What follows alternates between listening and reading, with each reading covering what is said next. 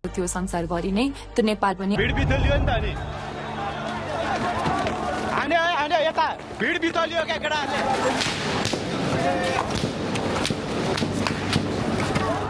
सक्यो मान्छे त बच्चा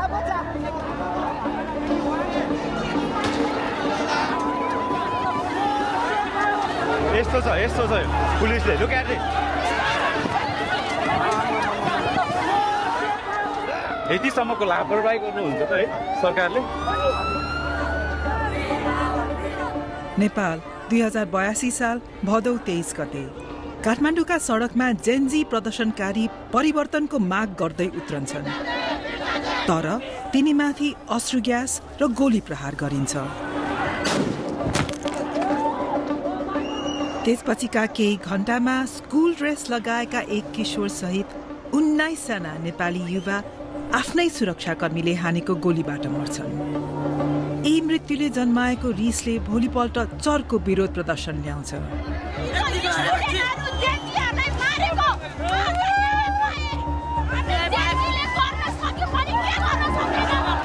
यसपटकको रिस नियन्त्रण गर्नै नसकिने बन्छ।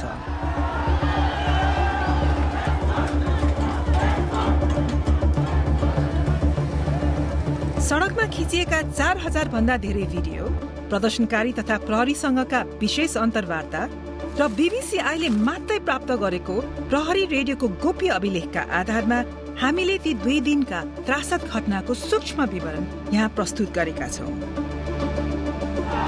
हामीले नेपालको शासक वर्गले कसरी यस प्रदर्शनमाथि नियन्त्रण गुमाए भन्ने खुलासा गरेका छौं। गोली हान्ने आदेश कसले दिएको थियो र परिवर्तनका लागि व्याकुल युवा पुस्तालाई नेपालका प्रहरी, सेना र राजनीतिक कर्मीहरूले कसरी निराश बनाएका थिए भन्ने सोधेका छौं।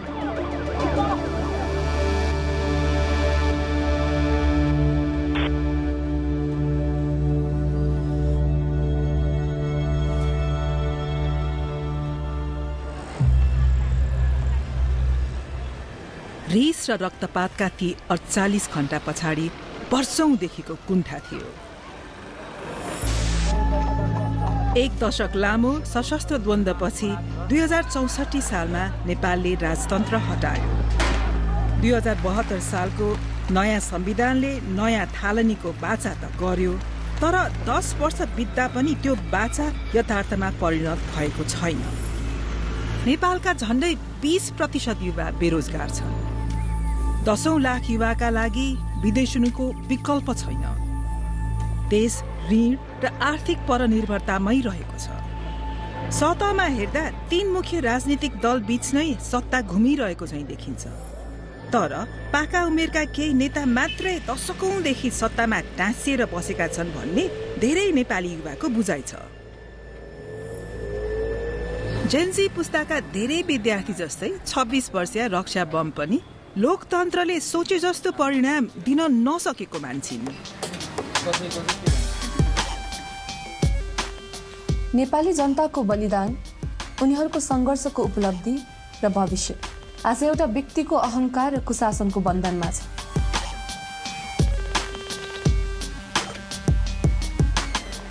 देखिको हामीले जुन अनुहारहरू रिपिटेडली हेरिरहेका थियौँ, ती अनुहारहरूले हामी प्रति गरेको जुन व्यवहार थियो त्यसप्रति हामी एकदमै आजित भइसकेका थियौँ कि हाम्रो पुस्ता भनौँ न अझै, किनभने उहाँहरूले सडकमा के भइरहेको छ, सडकको आवाज के हो भनेर बुझ्नै खोज्नु भएन कहिले पनि।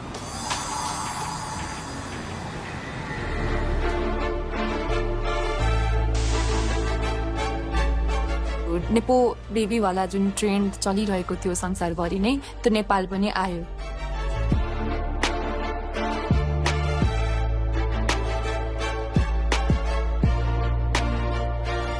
हाम्रो नेताहरूको जीवनशैली, उहाँहरूको छोराछोरीको जीवनशैली र हामी आम जनताको जीवनशैलीमा चाहिँ यत्रो ठुलो असमानता रहेछ।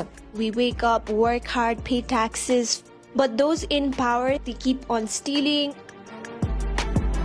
त्यो भइसकेपछि सोसियल मिडिया ट्रेन्ड चाहिँ त्यही अनुसार चल्छ नि त। विभिन्न नेताहरूको छोराछोरी अथवा नेताहरू एक्सपोज हुँदै थिए। It is time we call out these people and make these people feel accountable for their choices. यस सन्देशले लाखौं युवा युवतीको मन छोयो। जस्तै घरमा बङ्कु भनेर मायाले बोलाइने 17 वर्षका श्रीयम Chaulagain.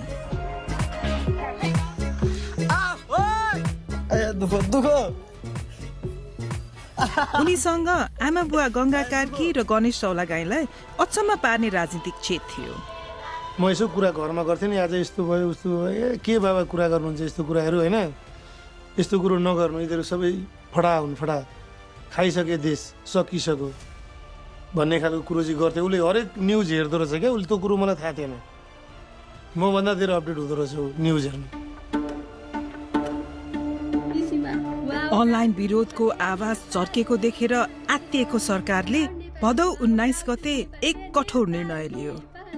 Now, news from Nepal, the country has cracked down on a number of social media platforms, including Facebook, YouTube, Instagram, X, LinkedIn. Last night, poof, the platform it's all gone. इन्टरनेटमा यो छलफल डढेलो झैं फैलिरहेको थियो। We have so many problems in Nepal, but they think, let's ban social media. Yeah, that's going to fix the country. Yeah, why are these idiots running the country? Doesn't that seem like a coincidence? It feels kind of shady.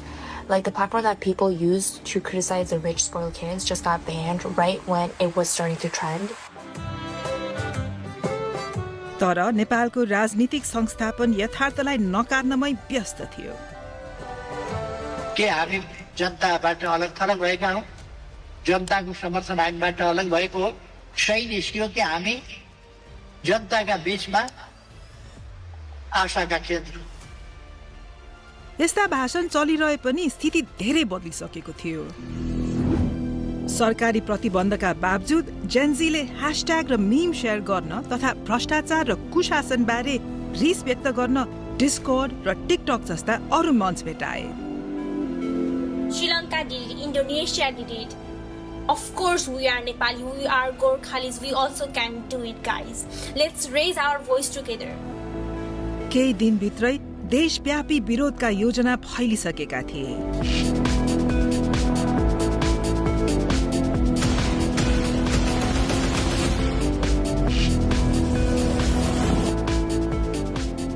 Youth against corruption नामको discord server समन्वय र छलफलको मुख्य केन्द्र बन्यो। आयोजक बीच भेला हुने ठाउँबारे सहमति हुन्छ। बिहान 9 बजे माइतीघर मण्डाला, काठमाडौँ।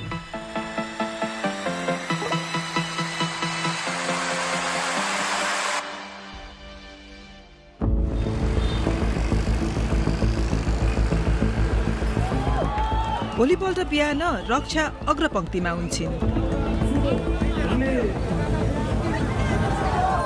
आज हामी सार्वजनिक सम्पत्ति नष्ट गर्दैनौं, शान्तिपूर्ण तरिकाले आवाज उठाउँछौं। त्यसैले सबजना हामी रेडी छौं आजको प्रोटेस्टको लागि।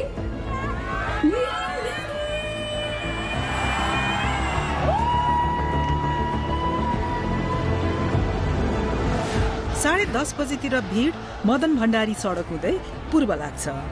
सरकारी गुप्तचर निकायले 3000 जति प्रदर्शनकारी आउने अनुमान गरे पनि 10,000 मानिस आइपुग्छ। आफूलाई सुरक्षित राख्नेछ भन्ने विश्वासमा कतिले स्कुल युनिफर्म लगाएर आएका छन्।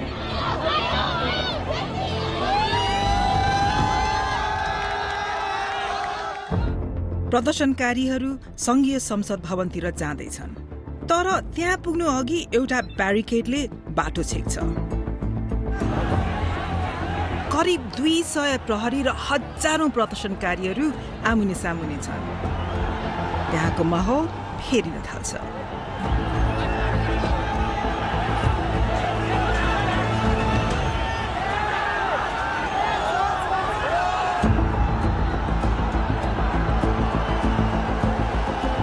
एघार बजेर 47 प्रदर्शनकारीको एक समूहले प्रहरी घेरा छल्ने बाटो भेटाउँछ।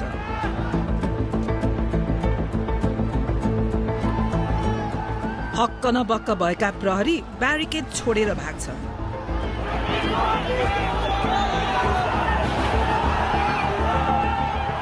र भीड संघीय संसद भवनतिर हुत्तिन्छ।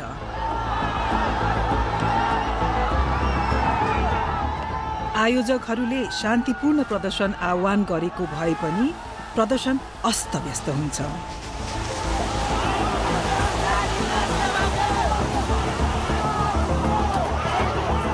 त्यसपछिको त्रासदीलाई पत्रकार तथा प्रदर्शनकारीहरूले खिचेको 4000 भन्दा धेरै भिडियो र तस्बिरले कैद गरेका छन्।